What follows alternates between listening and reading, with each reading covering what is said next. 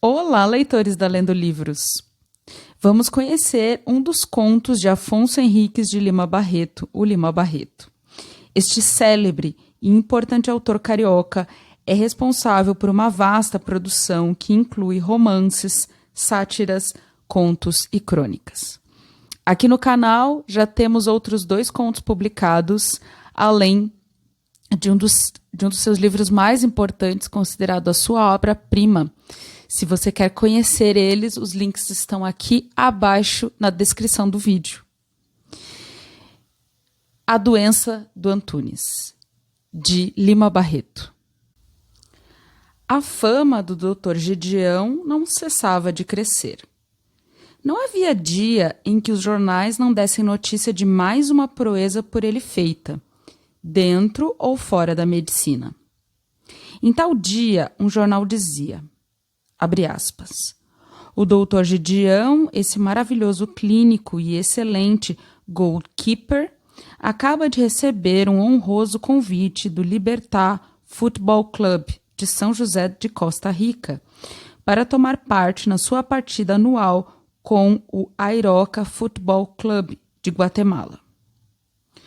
Todo mundo sabe a importância que tem esse desafio internacional e o convite ao nosso Patrício representa uma alta homenagem à ciência brasileira e ao futebol nacional. O Dr. Gedeão, porém, não pôde aceitar o convite, pois a sua atividade mental anda agora norteada para a descoberta da composição da pomada vienense, específico muito conhecido para a cura dos calos. Fecha aspas. O doutor Gedeão vivia mais citado nos jornais que o próprio presidente da República, e o seu nome era encontrado em todas as seções dos cotidianos. A seção elegante de O Conservador, logo ao dia seguinte da notícia acima, ocupou-se do doutor Gedeão da seguinte maneira, abre aspas, o doutor Gedeão Cavalcante apareceu ontem no Lírico, inteiramente fashionable. O milagroso clínico saltou do seu coupé completamente nu. Não se descreve o interesse das senhoras e o maior ainda de muitos homens. Eu fiquei babado de gozo. Fecha aspas. A fama do doutor corria assim desmedidamente. Deixou em instantes de ser médico do bairro ou da esquina, como dizia Mademoiselle Lespinasse, para ser o médico da cidade toda. O lente sábio, o literato ilegível a João de Barros, o herói do futebol, o obrigado papa-banquetes diários, o Cícero das enfermarias, o mágico dos salões, o poeta dos acrósticos, o dançador dos bailes de bom tom, etc., etc.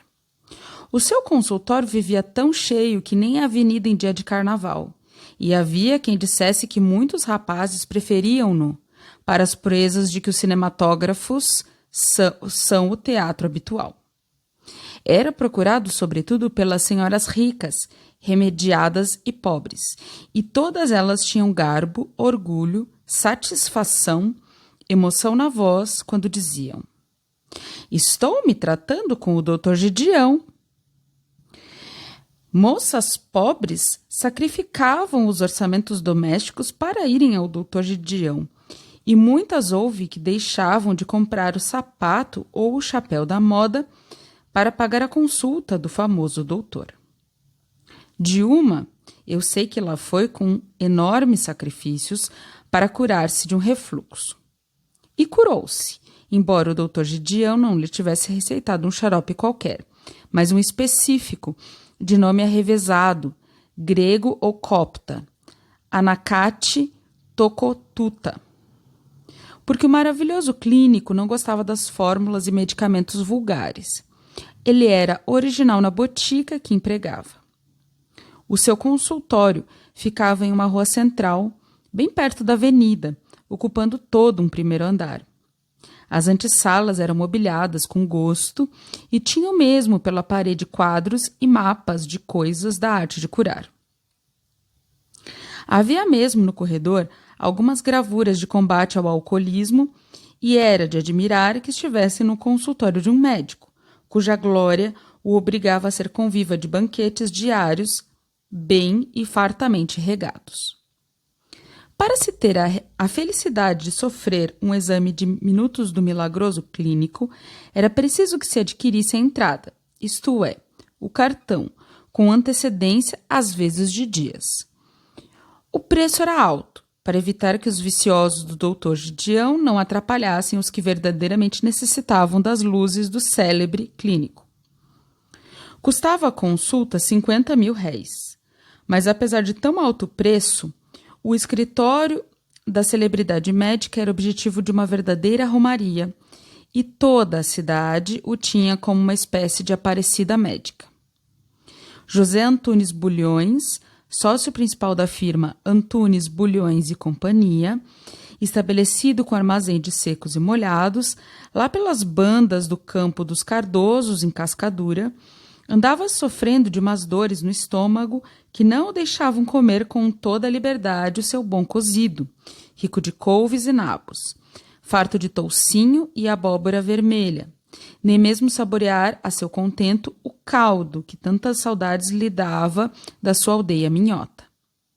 Consultou mesinheiros, curandeiros, espíritas, médicos locais e não havia meio de lhe passar de todo aquela insuportável dorzinha que não permitia comer o cozido, com satisfação e abundância.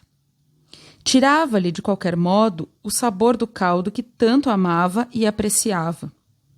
Era ir para a mesa, lá lhe aparecia a dor e o cozido com seus pertences, muito cheiroso, rico de couves, farto de toucinho e abóbora, olhava-o, namorava-o, e ele namorava o cozido sem ânimo de mastigá-lo, de devorá-lo, de engoli-lo, com aquele ardor que a sua robustez e seu desejo exigiam.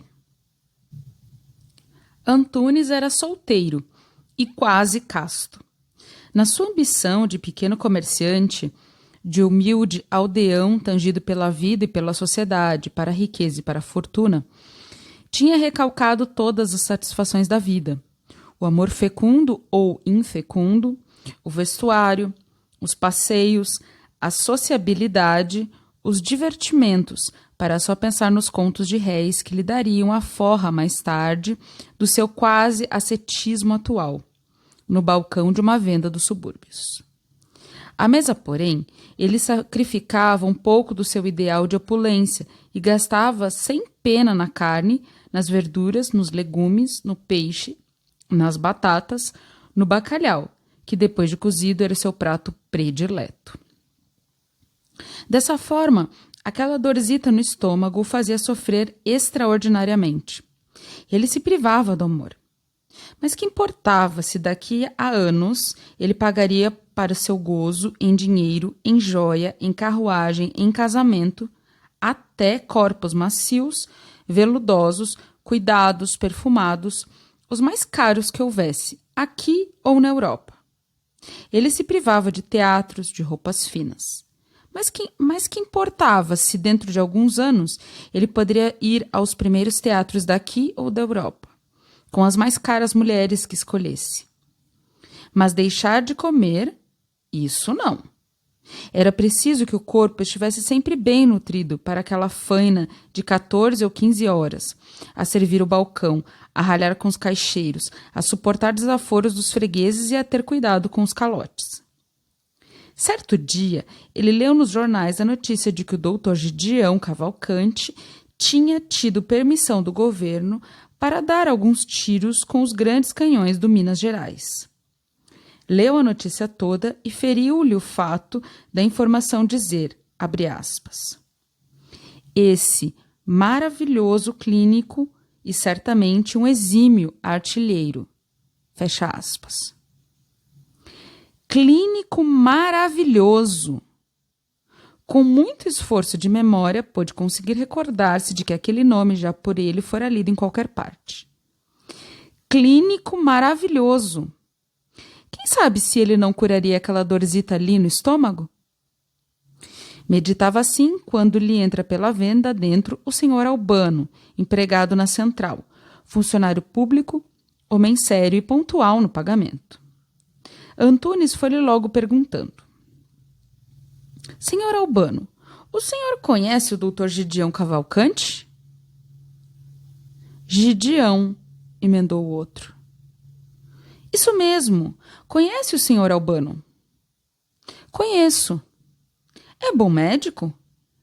Milagroso. Monta a cavalo, joga xadrez, escreve muito bem. É um excelente orador, grande poeta, músico, pintor, goalkeeper dos primeiros. Então é um bom médico, não é, senhor Albano? Foi quem salvou a Santinha, minha mulher. Custou-me caro. 2 consultas. 50 mil réis cada uma. Some. Antunes guardou a informação, mas não se resolveu imediatamente a ir consultar o famoso taumaturgo urbano. 50 mil réis. E se não ficasse curado com uma única consulta? Mais 50. Viu na mesa o cozido, olente, fumegante, farto de nabos e couves, rico de toucinho e abóbora vermelha, a namorá-lo, e ele a namorar o prato sem poder amá-lo com o ardor e a paixão que o seu desejo pedia. Pensou dias, e afinal se decidiu a descer até a cidade para ouvir a opinião do doutor Gideão Cavalcante sobre a sua dor no estômago, que lhe aparecia de onde e em onde. Vestiu-se o melhor que pôde, dispôs-se a suportar o suplício das botas, pôs o colete, o relógio, a corrente e o medalhão de ouro com a estrela de brilhantes, que parece ser o distintivo dos pequenos e grandes negociantes, e encaminhou-se para a estação da Estrada de Ferro. Ei-lo no centro da cidade. Adquiriu a entrada, isto é, o cartão, nas mãos do contínuo do consultório, despedindo-se dos seus 50 mil réis, com a dor do pai que leva um filho ao cemitério. Ainda se o doutor fosse seu freguês, mas qual? Aqueles não voltariam mais. Sentou-se entre os cavalheiros bem vestidos e damas perfumadas. Evitou encarar os cavalheiros e teve medo das damas. Sentia bem o seu opróbrio, não de ser taberneiro, mas de só possuir de economias 2 miseráveis dezenas de contos. Se tivesse algumas centenas, então sim, ele poderia olhar aquela gente com toda a segurança da fortuna, do dinheiro, que havia de alcançar certamente dentro de anos o mais breve possível. Um a um iam eles entrando para o interior do consultório, e pouco se demoravam. Antunes começou a ficar desconfiado.